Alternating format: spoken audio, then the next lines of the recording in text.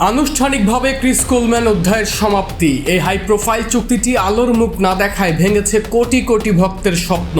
এবার খোদ সভাপতিকে চাইতে হলো প্রকাশ্য ক্ষমা। কেন বিশ্বমানের এই কোচকে আনার টেবিলে বসে বাফুফেকে বলতে হলো আমাদের ক্ষমা করবেন? কেন আনা গেল না এই বিশ্বমানের কোচকে? সেটি পরিষ্কার করলেন বাফুফে সভাপতি তাভিদ আউয়াল।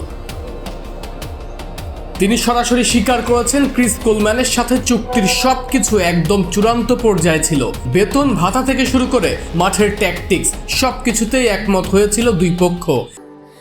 স্যান্ডেলিনা সো রূপচর্চায় আভিজাত্য।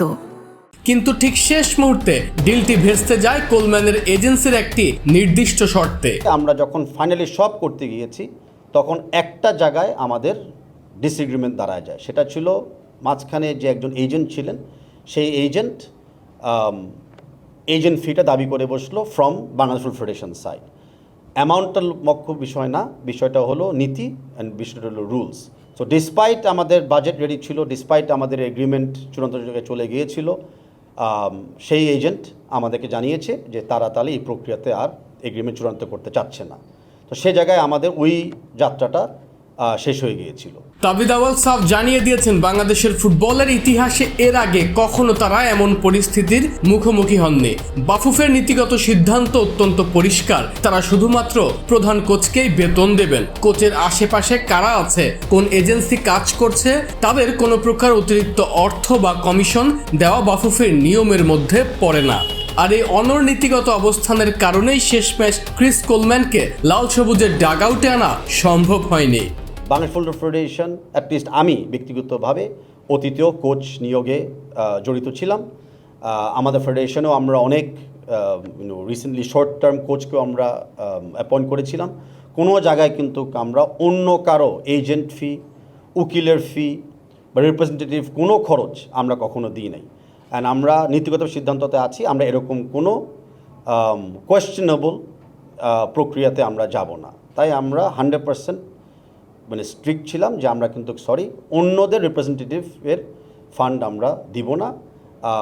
এটা জাস্ট সামথিং আমরা করব না। কোলম্যানের মতো একজন বিশ্বমানের কোচকে এত কাছে এসেও হাতছাড়া করায় দেশের ফুটবল সমর্থকদের মাঝে ক্ষোভ এখন আকাশচুম্বী।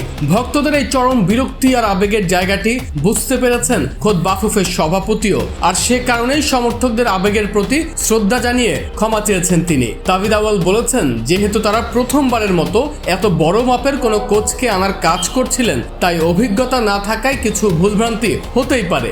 আর সেই ভুল ত্রুটিগুলোকে যেন দেশের ফুটবল প্রেমীরা ক্ষমা সুন্দর দৃষ্টিতে দেখেন। আমরা প্রথমবারের জন্য এই প্রক্রিয়াতে আমরা নেমেছি। তো প্রথমবার যে কাজ করতে যায় কিছু ভুল ত্রুটি থাকতেই পারে, কিছু ল্যাকিংস থাকতেই পারে। আমরা মানুষ, আমরা কোনো কিছু ঊর্ধ্বে নয়।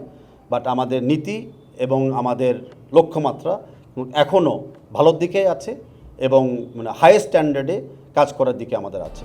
সাশ্রয়ের যুক্তি কিংবা নিয়মের দোহাই দিয়ে ক্রিস কোলম্যানের মতো একজন ট্রেনারকে ফিরিয়ে দেওয়া দীর্ঘমেয়াদে আমাদের ফুটবলের জন্য কতটা ভালো হবে তা তো সময় বলে দিবে। তবে প্রথম ডিরেক্ট অ্যাসাইনমেন্টেই ভক্তদের স্বপ্নভঙ্গ হওয়ার যেই ধাক্কা বাফুফে খেলো, তা কাটিয়ে উঠতে নতুন কোচের প্রোফাইল কতটা শক্তিশালী হয় সেটাই এখন দেখার বিষয়।